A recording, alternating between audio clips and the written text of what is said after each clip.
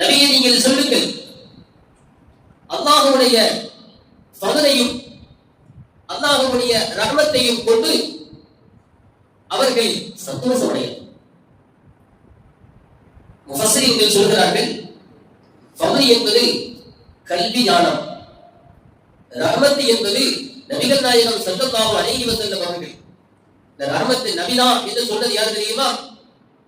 குர்ஆனுக்கு விரிவுரையாளரான ரஈசுல் முஃபஸ்ஸிர் என்று சொல்லப்படக்கூடிய முஃபஸ்ஸிரீன்களுக்கெல்லாம் தலைவரான இப்னு அப்பாஸ் ரலியல்லாஹு அன்ஹு சொல்லியிருக்கிறார்.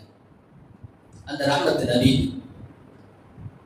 ஒரு மானபூர்வமான விஷயம் இல்லை. அல்லாஹ் சொல்றானே, வமா அர்ஸல்னாக இல்லா ரஹ்மத்தல் லில் ஆலமீன், அகிலத்திற்கே அருட்கொடையாக உம்மை நாம் அனுப்பியிருக்கிறோம் என்று சொல்றானா இல்லையா? ஆயத்திற்கு ஆயத்தை விளக்கமாக அமைந்திருக்கிறது.